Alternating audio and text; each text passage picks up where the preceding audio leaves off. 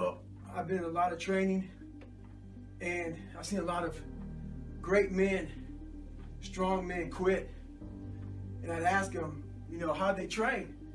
And they say, I swam, I ran, did all these things. And the one thing they never talk about is the mental aspect of it. So you put a person who's physically trained in a mentally tough situation, and things happen real bad. What that means is, you know, you put a guy in cold water and he's physically trained, and he's not mentally trained about all of his insecurities in life and everything else he hasn't dealt with. He's gonna make up a lot of excuses on why he needs to quit something. And he's gonna wonder why, what happened? I trained so hard. I physically trained so hard. But that mental aspect of everything is the most important thing. So don't set your goals and everything without making sure you set your mind right and handle your insecurities. When I was in the military, we go on these instructor-led runs. Most of the time we knew the start and end point. So on the way back, I started seeing people getting happy and shit because the end was near. But there were some asshole instructors that would hear the happiness and go right on past the end point. When that happened, everybody stopped talking. Heads would stop dropping. And I started taking fucking souls. At that time, I knew what happened in their minds. They were living off the hope factor. They hoped the instructors would stop running. They hoped the water was never cold. They hoped the weather was fucking good. I don't live off that hope shit. I wish the water was cold. I wish them motherfucking instructors keep on fucking running. I wish for fucking rain.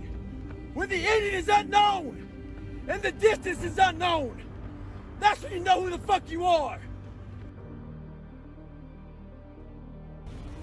So I'm about 15 miles from home, and I often talk about taking souls. This morning, this person, I usually train alone.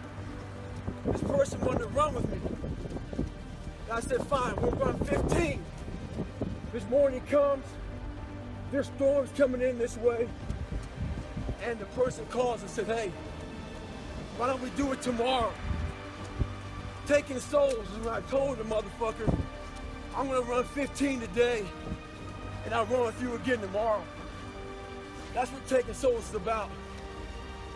Don't worry about the elements and what's going on. You gotta get out there and get it. And that's taking souls, and obviously, he wasn't the only one that thought about taking the day off. Because the storm is coming in right now, and there's not a soul out here but me.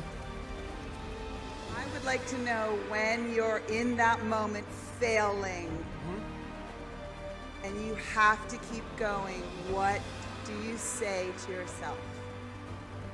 What if? A lot of times I'll be in a 200 mile run or something like that, and I'm all jacked up. Body's broken, mind's broken, spirit's broken. I started to say, what if I could pull this off?